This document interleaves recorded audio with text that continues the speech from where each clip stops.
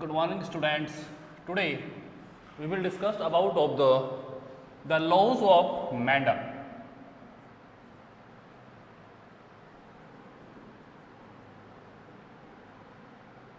Law of Mendel.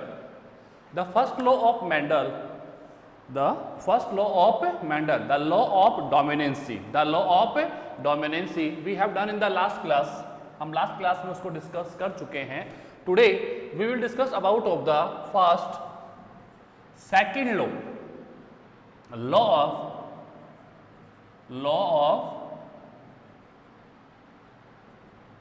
segregation, law of segregation. Our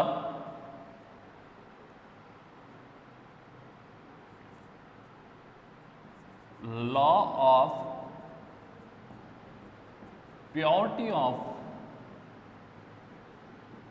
gametes, law of the purity of gametes, our gametogenesis, ठीक है. तो first the law of segregation. Segregation का mean होता है separation, separate होना. The separation of gametes, the separation of gametes. The law of segregation बोल सकते हैं हम लोग. We can use the law of the purity of gametes. Gametes की प्योरिटी बोल दीजिए, द लॉ ऑफ सेग्रीगेशन बोल दीजिए, या द सेपरेशन ऑफ गैमेट्स बोल दीजिए. तो इसकी जो डेफिनेशंस है, when a pair of allele or allelomorph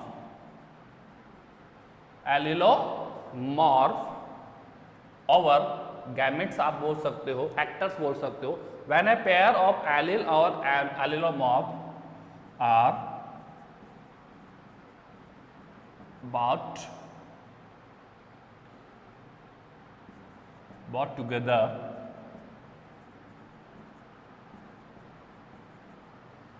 in hybrid, then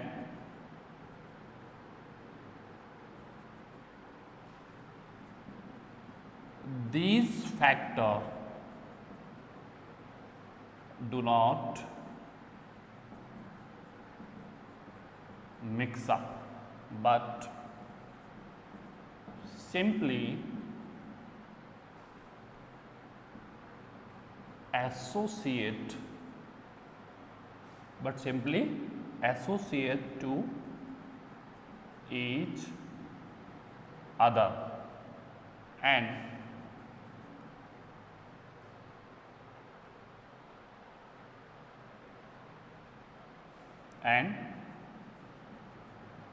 both are separate during gamete formation or gametogenesis. ठीक है, आप इसको स्टडी करें. when a pair of allele or allelomorph, ठीक है, हम जानते हैं कि one gene, one character and one character has two allele,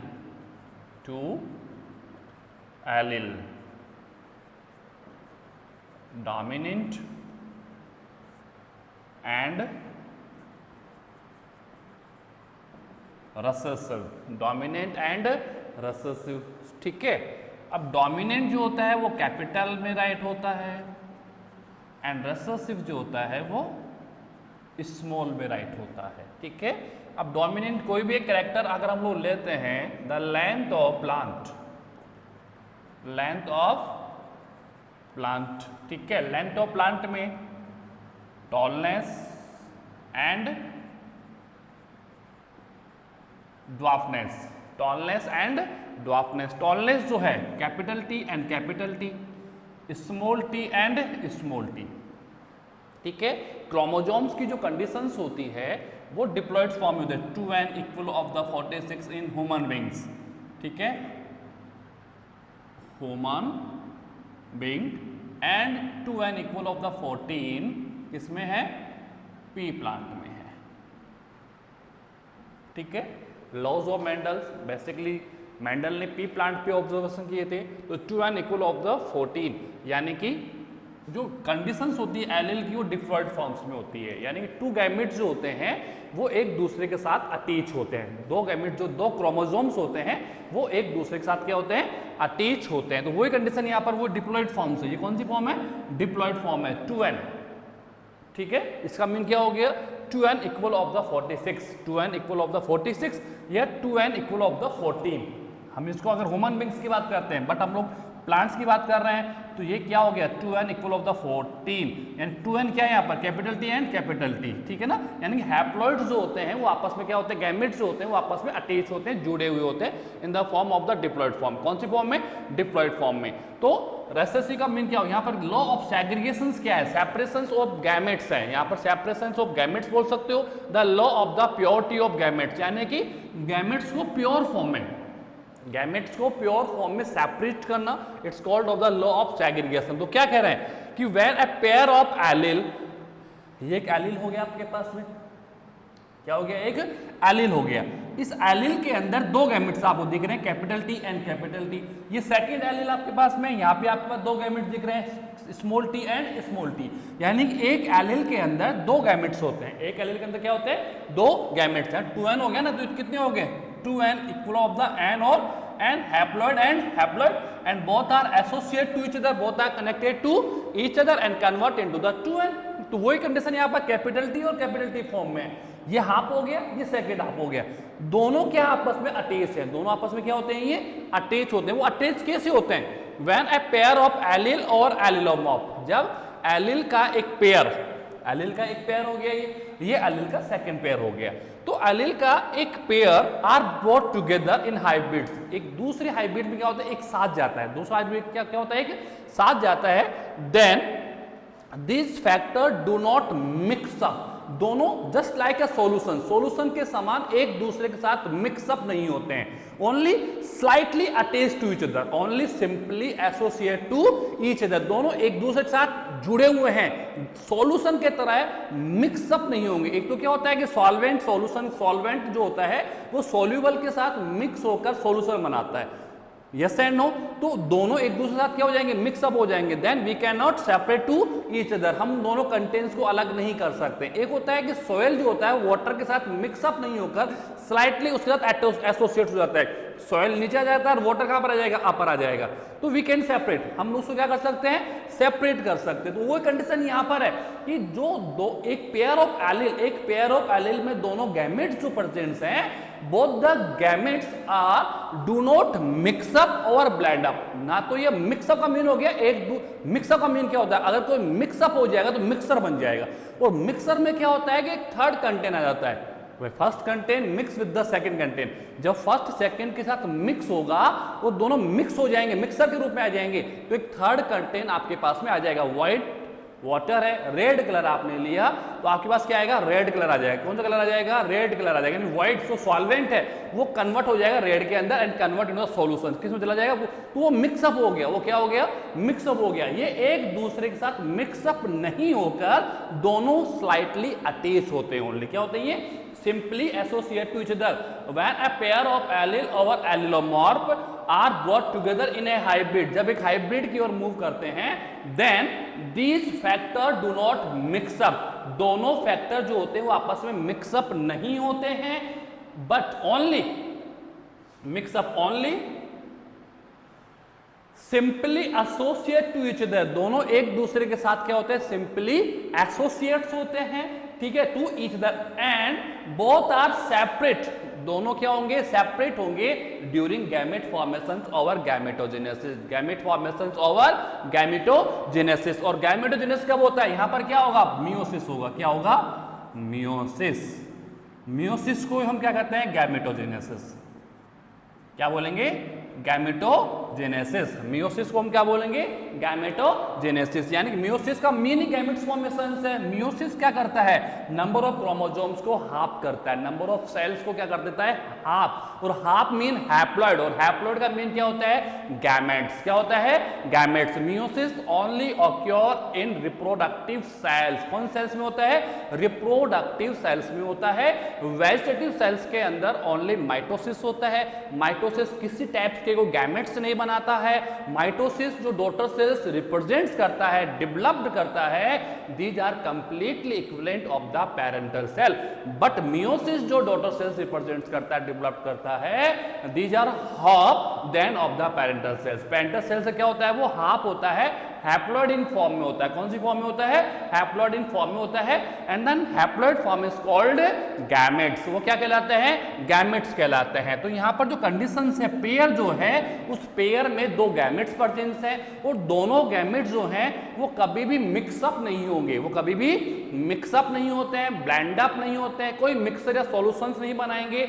both are simply associate to each other. दोनों एक दूसरे के साथ सिंपल फॉर्म में क्या होते हैं? अटैच होते हैं। और जैसे ही मियोसिस होगा, मियोसिस के after both the gametes are separate to each other. दोनों गैमेट्स क्या हो जाएंगे?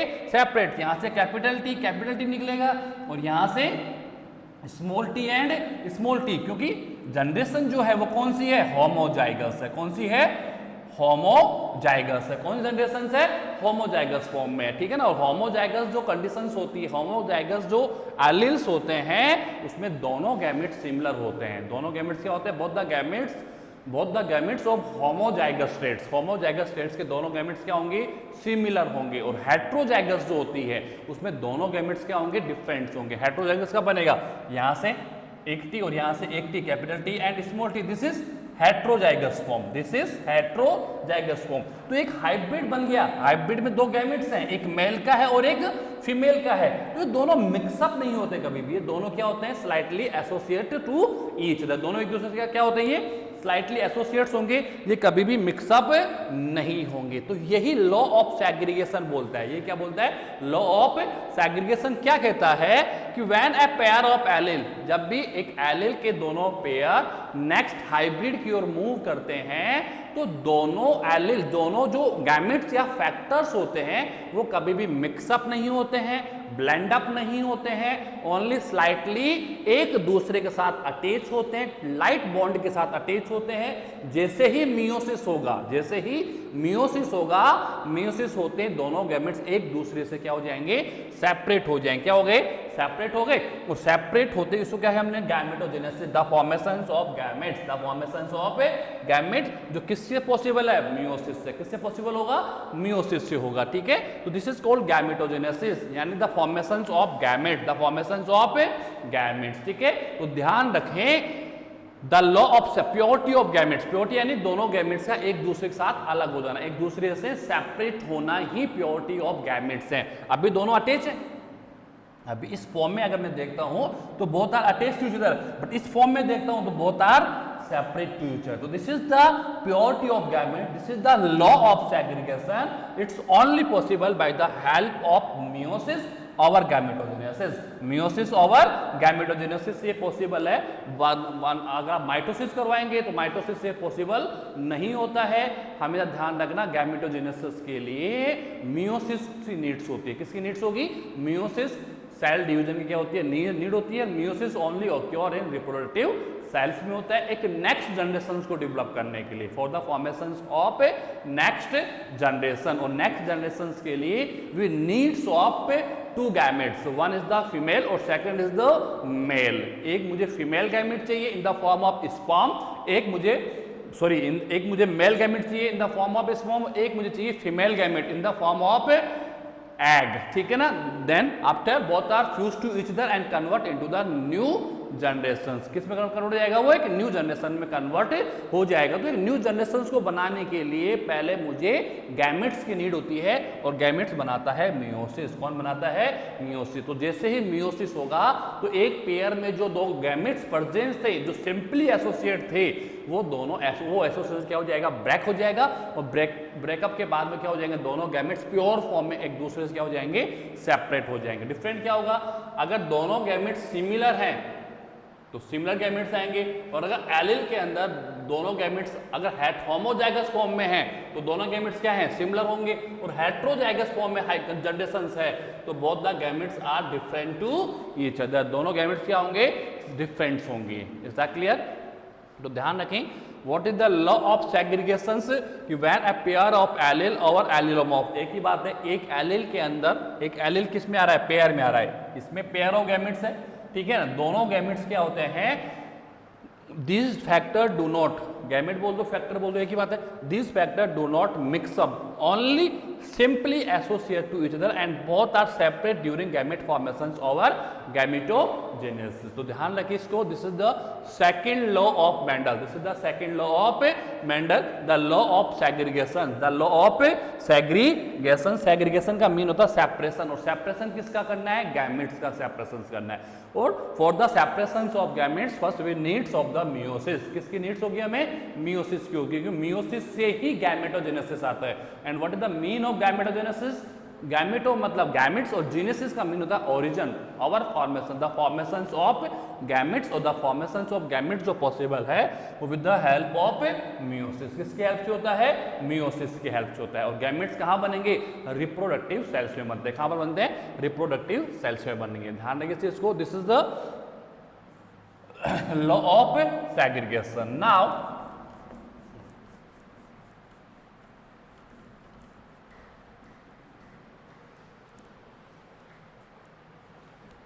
Third law of Mendel,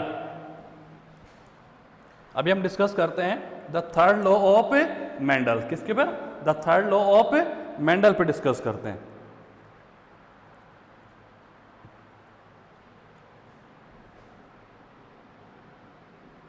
third law है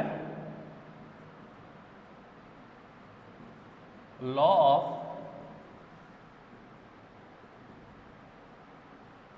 independent assortment, law of independent assortment. ये जो लॉ है वो डिहाइब्रिड, हाइब्रिडाइजेशन पे वर्क करता है।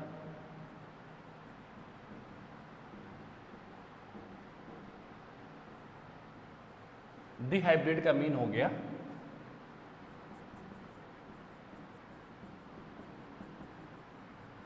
Inheritance of two genes, inheritance of two genes, ठीक है। अब तक हमने जो दो लॉ स्टडी किए हैं, the law of dominancy and the law of segregation, दोनों मोनोहाइब्रिड क्रॉस पे डिपेंड करते हैं, किस पे वर्क करते हैं, मोनोहाइब्रिड क्रॉस पे वर्कआउट करते हैं, ठीक है। But the third law of independent assortment जो है that is working on dihybrid hybridization, जहां इनहेरिटेंस ऑफ टू जीन्स पे डिस्कस होता है, there inheritance of two genes, ठीक है। जहां हम लोग किस पे स्टडीज कर रहे हैं, इनहेरिटेंस ऑफ टू जीन्स। तो इसकी डेफिनेशंस क्या होगी, when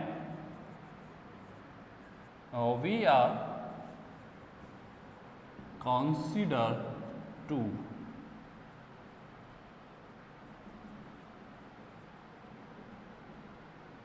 inheritance of two or more gene, their distribution in generation to generation is independent to each other. It's called the law of independent assortment. It's called the law of independent assortment. Dihybrid hybridization. Dihybrid hybridization का mean हो गया inheritance of two gene, जहां हम लोग दो jeans के inheritance पे workout करते हैं, टू या मोर देन टू, टू या more than two cross. Basically Mendel ने दो ही क्रॉस बताए थे, एक मोनोहाइब्रिड क्रॉस और सेकंड कौन सा क्रॉस बताया, डिहाइब्रिड क्रॉस। एक तो बताया मोनोहाइब्रिड और सेकंड कौन सा बता दिया, डिहाइब्रिड क्रॉस बता दिया उन्होंने, ठीक है। तो मोनोहाइब्रिड क्रॉस के ऊपर तो कौन वर्क कर रहा है, law of dominancy and then law of segregation, जहां हम लोग इनहेरिटेंस ऑफ सिंगल जीन पे डिस्कस करते हैं। लेकिन the law of independent assortment, इसका मीन हो गया कि ये जो वर्क कर रहा है किस पे कर रहा है, डिहाइब्रिड हाइब्रिडेशन पे, मतलब इनहेरिटेंस ऑफ टू जीन्स के ऊपर कर रहा है। भाई अगर इनहेरिटेंस ऑफ टू जीन्स का मीन हो गया तो मैंने तो कहा कि लेंथ ऑफ प्लांट, या जो हमने डिहाइब्रिड क्रॉस में लिया, हमने लिया shape of seed and colour of seed, ठीक है। दीज आर टू कैरेक्टर, और दो कैरेक्टर्स हैं तो जीन्स भी टू हो गए, ठीक है, और दोनों at a time. Inheritance of two और more gene at a time, ऐसे डाल दो आप, एट ए टाइम, ठीक है। Then their distribution in generation to generation is independent to each other, यानी एक ही समय में, एक ही टाइम के अंदर अगर आप दो जीन्स के इनहेरिटेंस को स्टडी कर रहे हो, दो जीन एक साथ एक जनरेशन से सेकंड जनरेशन की जब आप इनहेरिटेड हो रहे हैं, मूव कर रहे हैं, तो क्या दोनों जीन एक दूसरे को डिस्टर्ब करते हैं, या दोनों जीन का जो मूवमेंट्स है या इनहेरिटेंस जो होती है वो क्या एक दूसरे से सेपरेट होता है या नहीं होता है। तो जब मेंडल ने फ्रीक्वेंट फॉर्म में, रेगुलर, लगातार इसके ऊपर वर्क किया, रेगुलर वर्क किया, फ्रीक्वेंट वर्क किया, ऐसे नहीं कि एक बार वर्क किया उससे रिजल्ट्स आ गए, उसने मैनी टाइम्स इस पर वर्क किया, और रेगुलर जो वर्क करने के बाद उसने क्या देखा कि कभी भी दो या टू या more than two genes, two या मोर देन टू जीन्स की इनहेरिटेंस एक ही टाइम पर होती है, एक ही टाइम पर होती है, तो बोथ द जीन्स, दोनों कैरेक्टर्स जो होते हैं, without any disturbance move from the one generation to another generation, mean second generation, यानी कि दोनों जीन जो हैं वो एक दूसरे को डिस्टर्ब नहीं करते हैं, without any affect to each other, ना तो shape of seed colour of seed को डिस्टर्ब करता है, और ना ही colour of seed shape of seed को डिस्टर्ब करेगा। यानी the inheritance of two gene from the generation to generations are completely independent to each other without any affect, without any disturbance. कभी भी एक ही समय में जब आप बात करते हो, क्या जब मैं एक ही समय दो चीजों को एक साथ डालता हूं, एक ही रास्ते पर, एक ही वे में, अगर मैं दो मेंबर्स को बोलता हूं कि आपको इसी वे से निकलना है, तो हो सकता है कि दोनों मेंबर एक दूसरे को अफेक्ट करें, लेकिन जब हम लोग इसी वेस को, जब हम इसी फॉर्मेट को इनहेरिटेंस ऑफ जीन पे स्टडी करते हैं, कि जब एक से अधिक जीन, वन जीन, तो जब एक ही मेंबर है तो उसमें डिस्टर्बेंस का कोई क्वेश्चन ही नहीं आता। भाई क्वेश्चन कब आते हैं, जब मोर देन वन कोई चीज आती है, मोर देन वन आ जाता है, तो हम देखते हैं कि यार पहला वाला कैसा है, दूसरा वाला कैसा है, ठीक है। तो जब हम लोग मोर देन वन पे वर्कआउट करते हैं, मोर देन वन जीन्स के इनहेरिटेंस पे वर्कआउट करते हैं, 2 पे वर्क करें, 3 पे वर्क करें, 4 पे वर्क करें, तो हम ये देखते हैं, मेंडल ने क्या देखा उस वक्त कि आप मोर देन टू या मोर देन टू जीन्स के इनहेरिटेंस पे वर्कआउट कर रहे हो, तो जितने भी जीन्स एक जनरेशन से दूसरे जनरेशन पर एट ए टाइम, एक ही टाइम पर मूव करेंगे, तो कोई जीन दूसरे जीन को इफेक्ट नहीं करता है, विदाउट एनी अफेक्ट या विदाउट एनी डिस्टर्बेंस। जितने भी जीन्स होंगे वो move from the one generation to another generation, मतलब जनरेशन टू जनरेशन क्या रहेंगे, वो is completely independent to each other, ठीक है। when we are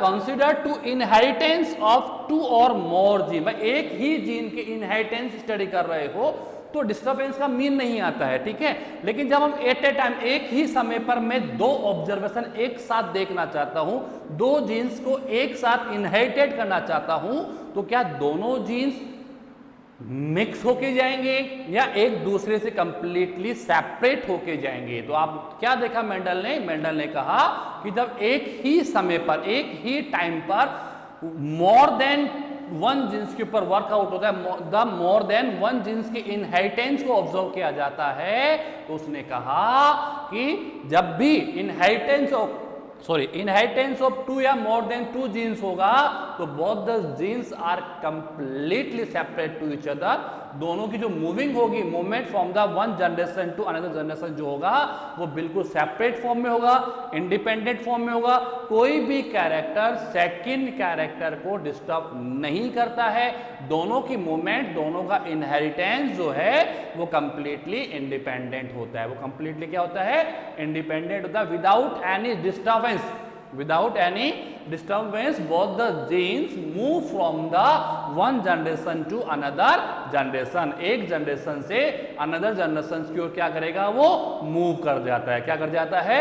मूव कर जाता है। This is the third law of Mendel, the law of independent assortment. Independent का मीन आप जानते हो, असॉर्टमेंट का मीन हो गया मोमेंट्स कि ठीक है कि जब एक से अधिक जीन्स, जब मोर देन टू जीन्स या टू या मोर देन टू जीन्स की इनहेरिटेंस को एक ही टाइम पे ऑब्जर्व किया जाता है तो both the genes are completely separate to each other. ठीक है, दोनों एक दूसरे क्या होंगे? सेपरेट होते हैं। सेपरेट होकर जनरेशन टू जनरेशन क्या करते हैं? वो मूव करेंगे। एक से सेकंड जनरेशन में, सेकंड से थर्ड जनरेशन में, थर्ड से फोर्थ जनरेशन में उनकी मूवमेंट चलती रहती है। कभी भी कोई भी कैरेक्टर सेकंड कैरेक्टर्स को डिस्टर्ब नहीं करता, उसको इफेक्ट नहीं करता है, उसको वो अपनी सेल्फ की मूवमेंट को ऑब्जर्व करता है कि मुझे एक जनरेशन से सेकंड में जाना है। उसको इस चीज से कोई इफेक्ट नहीं आता कि उसके साथ कितने कैरेक्टर्स और साथ में मूव कर रहे हैं। वो ओनली अपने इफेक्ट को रिप्रेजेंट करता है, डोमिनेंसी को और रेसेसिव को। उसको दूसरे फैक्टर के डोमिनेंस या दूसरे फैक्टर के, दूसरे कैरेक्टर के रेसेसिव के साथ कोई कनेक्शन नहीं होता, कोई कनेक्टिविटी नहीं होती है। जितने भी कैरेक्टर्स मूव करेंगे, all the characters are completely separate to each other during the moving from the one generation to second generation. जब वो एक जनरेशन दूसरे जनरेशन को मूव करते हैं तो without any affect all the characters move from the one generation to another generation. This is the third law of Mendel. तो तीन लॉज हो गए हैं। First law and second law जो है वो मोनो हाइब्रिड हाइब्रिडेशन में वर्कआउट करते हैं और थर्ड लॉ जो है वो डी हाइब्रिड क्रॉस पे वर्क करता है। तो हमारा मोनो हाइब्रिड क्रॉस कंप्लीट है, डी हाइब्रिड क्रॉस कंप्लीट है। उसके after the laws of Mendel हमारे कंप्लीट हो गए हैं। ठीक है, incomplete dominancy and codominancy मैंने इससे प्रीवियस क्लास में आपको स्टडी करवा दिया था। नाउ दो पॉइंट्स और है मेरे पास मेंडल्स में, फिर पॉइंट चेंज हो जाएगा हमारा टॉपिक। मेंडल भी ओपे होंगे बट मेंडल में जो है इंपॉर्टेंस वो उसकी टर्मिनोलॉजी थी। उसके after monohybrids and dihybrid cross हमने स्टडीज किया। उसके after the laws of Mendel's हमने स्टडी कर लिए हैं। नाउ दो क्रॉस है मेरे पास में, एक तो है बैक क्रॉस, एक है टेस्ट क्रॉस। ठीक है, बैक क्रॉस का मीन तो ये होता है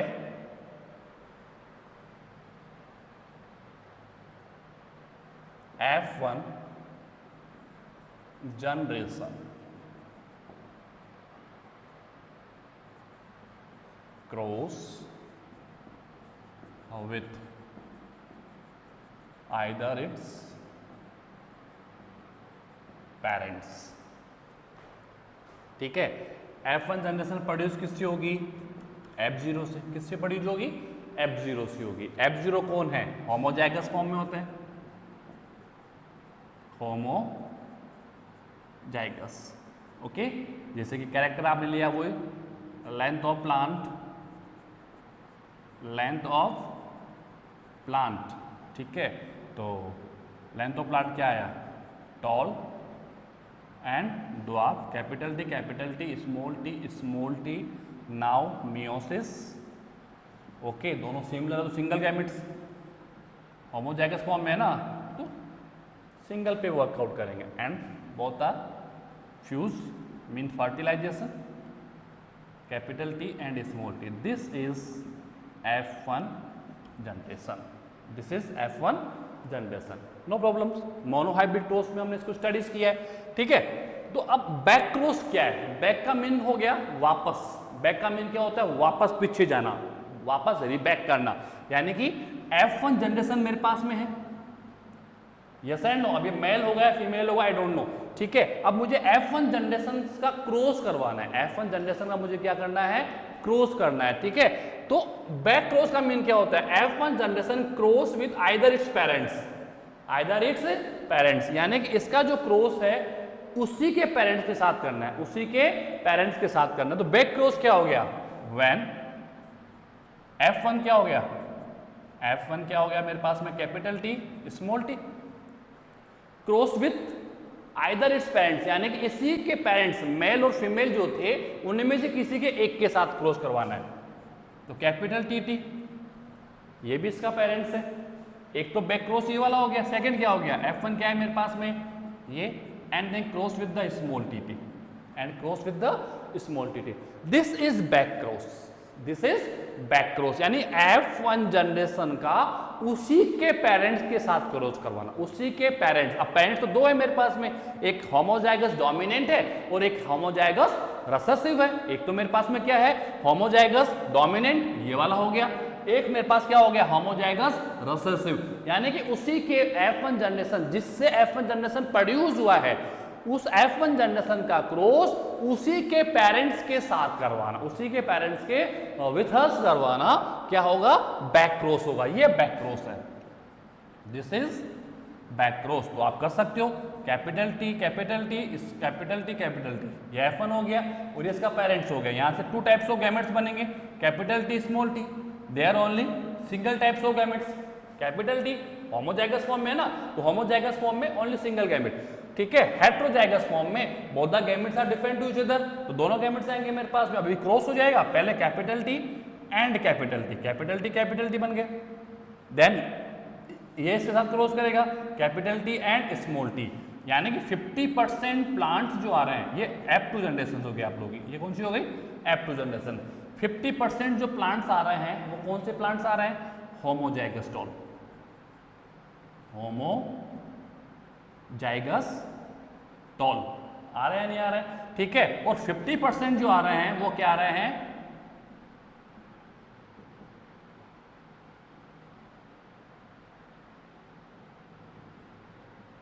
हेट्रोजाइगस टॉल, यानी कि रेशो जो आएगा वो 1/1 आएगा। कौन सा रेशो आएगा, 1/1 का रेशो आएगा। किसका रेशो आएगा, 50/50 एंड 50 हो गया, तो रेशो क्या आ गया, 1/1। यानी कि अगर मैं F1 जनरेशन का क्रॉस होमोजाइगस डोमिनेंट के साथ करवाता हूं तो F2 पीड का जो रेशो आएगा वो क्या आएगा मेरे पास में, 1/1 आएगा। अगर यही क्रॉस में होमोजाइगस रिसेसिव के साथ कराऊंगा तो सेम रेशो आएगा, ठीक है। Capital T small t and small t, यहां से two types of gametes, capital T small t, there only single small t।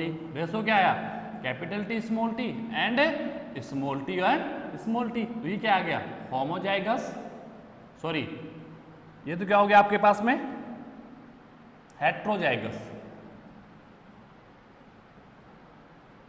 Heterozygous tall, और ये आ गया आपके पास में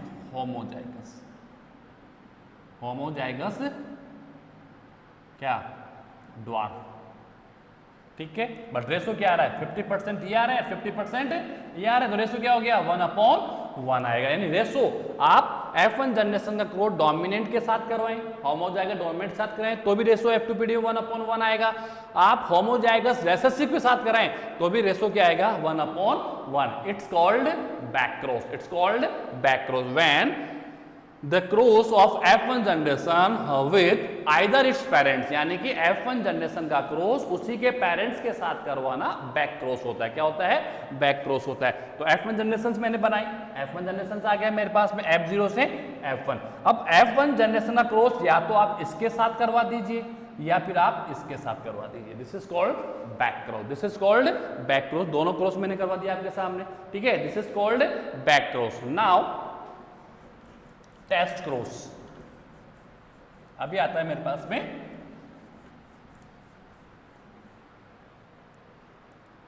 टेस्ट क्रॉस का होता है mean dominant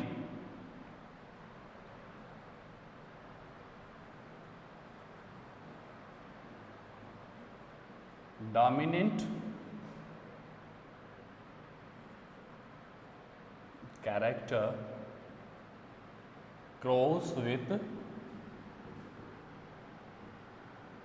recessive character, recessive character, इसको हम कहते हैं टेस्ट क्रॉस। इसको हम क्या कहते हैं? टेस्ट क्रॉस व्हेन, जब dominant character cross with recessive character. अब आपको माइंड लगाए, डोमिनेंट कैरेक्टर्स मेरे पास दो होंगे। जैसे अगर मैं लेंथ ऑफ प्लांट लेता हूं, length of plant single character है या नहीं है, लेकिन इसके 3 ट्रेट्स मेरे पास में आएंगे। 1/1 to 1 आता है नहीं आता? तो 1 में capital T and capital T, इसको मैं क्या कहूंगा? Homozygous tall, homozygous toll dominant है, ठीक है। एक आएगा मेरे पास में capital T and small t, heterozygous tall, heterozygous tall है कि नहीं है, बट डोमिनेंट है। टॉलनेस यहां पर क्या है? डोमिनेंट है। एक आएगा मेरे पास में small t and small t, this is homozygous, homozygous dwarf. तो ये तो रेसेसिव कैरेक्टर हो गया, दिस इज रेसेसिव। और ये दोनों कौन से कैरेक्टर्स हो गए? डोमिनेंट हो गए, है या नहीं है? ये दोनों कैरेक्टर्स कौन से हैं? डोमिनेंट। ये भी डोमिनेंट है, कैपिटल टी आ रहा है यहाँ पर। रेसेसिव तो मेरे पास एक ही है, when dominant character cross with the recessive character, यानी कि डोमिनेंट कैरेक्टर का मिल क्या हो गया? Capital T cross with the small T and small T. ये भी टेस्ट क्रॉस है, क्योंकि डोमिनेंट कैरेक्टर किसके साथ क्रॉस कर रहा है? रेसेसिव के साथ क्रॉस कर रहा है। कर रहा है या नहीं कर रहा? This is test cross. क्या हो गया ये? This is test cross. कौन सा क्रॉस हो गया ये?